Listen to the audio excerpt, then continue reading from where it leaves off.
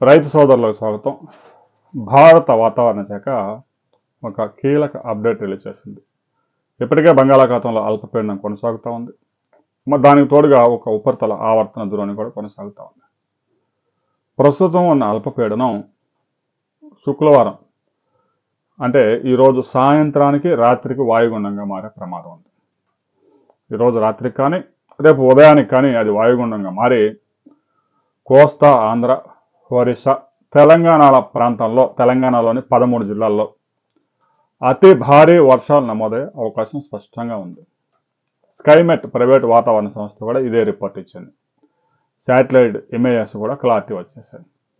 తెలంగాణలో సిరిసిల్ల, వరంగల్, మహబూబాద్, ఖమ్మం, నిజామాబాద్, ఆదిలాబాద్, కరీంనగర్, సంగారెడ్డి, మెదక్ జిల్లాల్లో orange alert ప్రకటించారు. మరో 5 జిల్లాల్లో రెడ్ అలర్ట్ ఉంది. మరో 4 జిల్లాల్లో ఎల్లో అలర్ట్ ప్రకటించారు. మొత్తం మీద తెలంగాణ వ్యాప్తంగా భారీ నుంచి అతి భారీ వర్షాలు.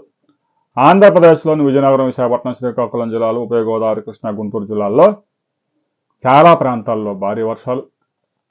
ఇక చిత్తూరు, కడప, కర్నూలు, అనంతపురం జిల్లాల్లో 6 నుంచి 7 సెంటీమీటర్ల వర్షపాతాలు నమోదయ్యే అవకాశం ఉంది.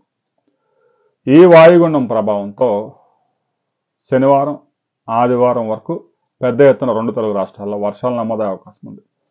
ఇప్పటికే హైదరాబాద్ పరిసర ప్రాంతాల్లో పెద్ద ఎత్తున వర్షాలు కురుస్తూ ఉన్నాయి.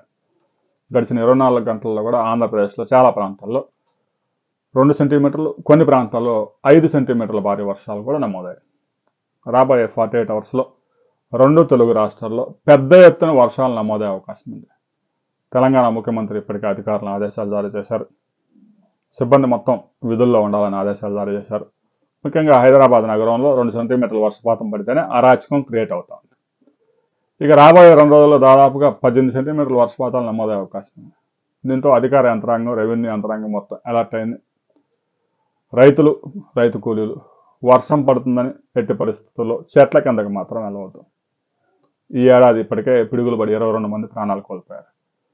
గడిచిన 24 గంటల్లో మీ ప్రాంతంలో వర్షం నమోదైందా లేదా అనే విషయాన్ని కామెంట్ చేయండి.